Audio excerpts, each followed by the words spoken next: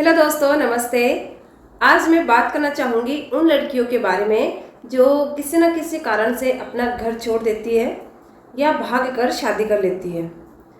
वो किसी एक बंदे की खातिर अपने माँ बाप, अपने भाई बहन, घर परिवार, रिश्तेदार सबको छोड़ देती है।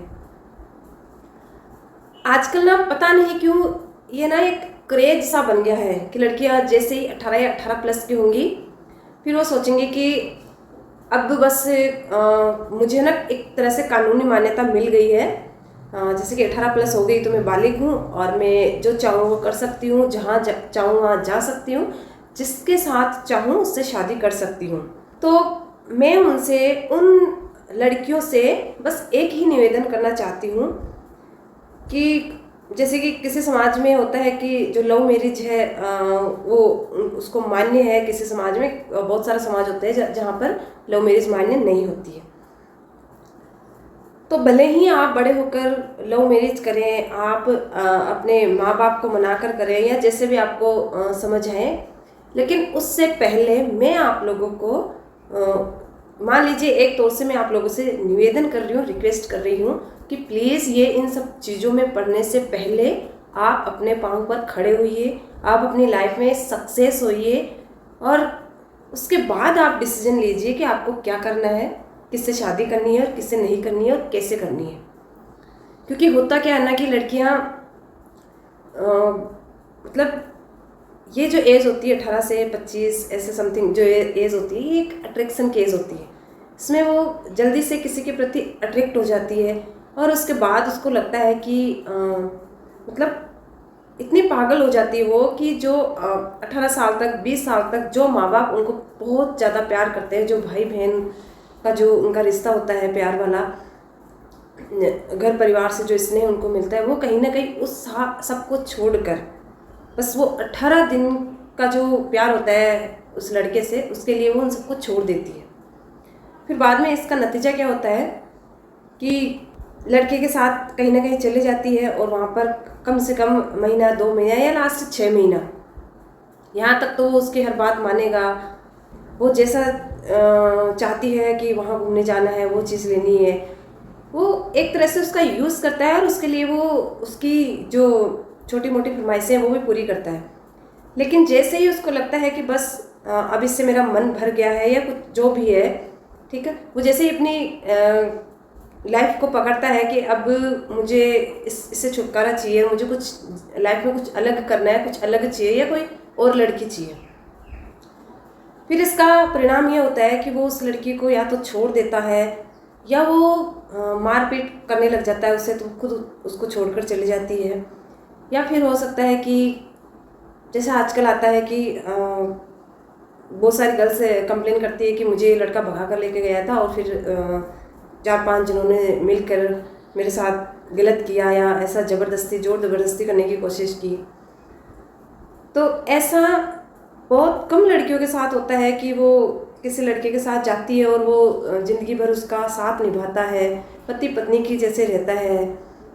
उसको बहुत लाड प्यार से रखता है, उसको माँ बाप की कमी नहीं होने देता है। बाकी 90% लड़कियों के साथ तो ऐसा बिल्कुल नहीं होता है। उनके साथ तो उसका उलट ही होता है कि थोड़े दिनों में वो लड़का उससे मारपीट करने लग जाएगा,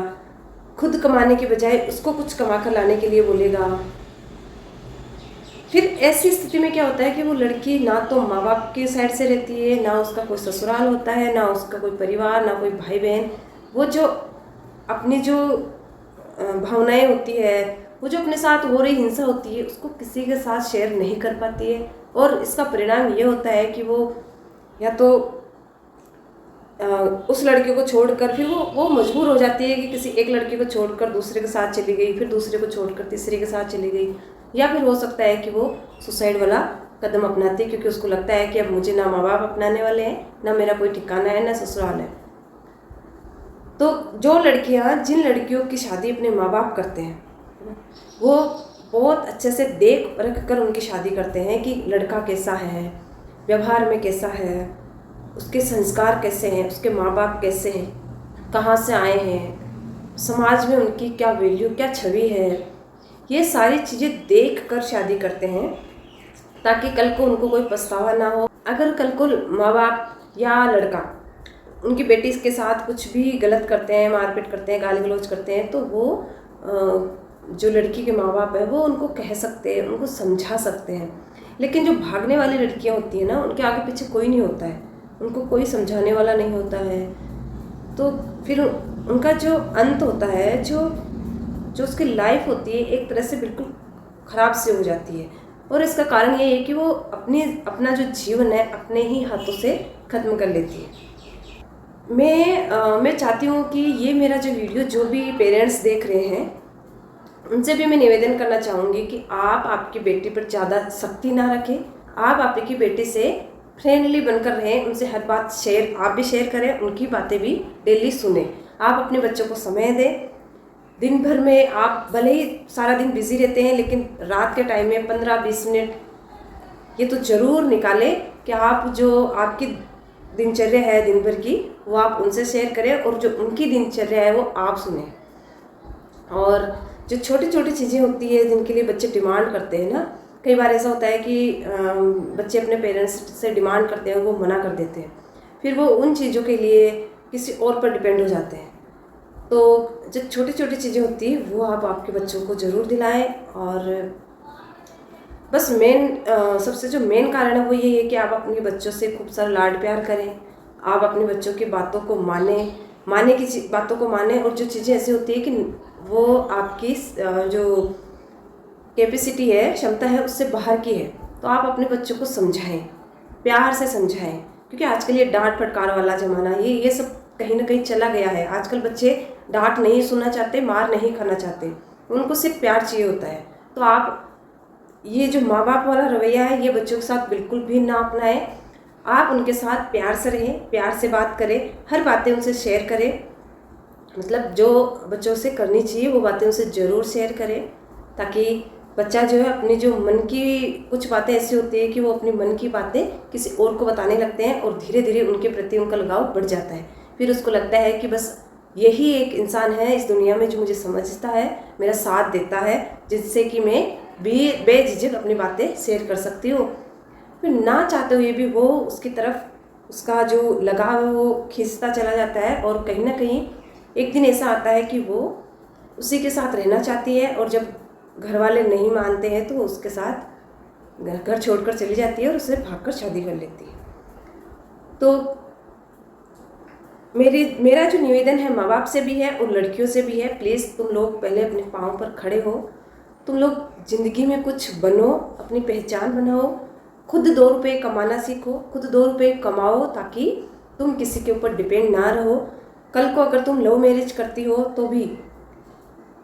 चाहे तुम्हारा रिश्ता जैसा भी रहेगा, उसमें तुम जो ये भयानक वाली स्थिति जो है ना, कि वो अगला तुम्हारे साथ मारपीट नहीं कर सकता, वो अगला तुम्हें कमाने के लिए कोई गलत काम नहीं करवा सकता, ये चीज़ें तुम्हारे साथ ना हो। और अगर वो तुम्हें छोड़ दे या कुछ भी तुम्हारा साथ ना दे, तो भी तुम इतने ये अपने लिए कोई स्टैंड ले सको कि हाँ मैं खुद कमा रही हूँ, मुझे इसकी ज़रूरत नहीं है, ठीक है इसने मेरे साथ गलत किया तो भी मैं अपने आप को संभाल सकती हूँ, ये वाला हौसला आपके अंदर हो। इसीलिए सबसे पहले आप अपनी पढ़ाई पर फोकस करो और कुछ बनो, ठीक है, उसके बाद ये सब चीज़ों के बारे में सोचो। धन्यवाद।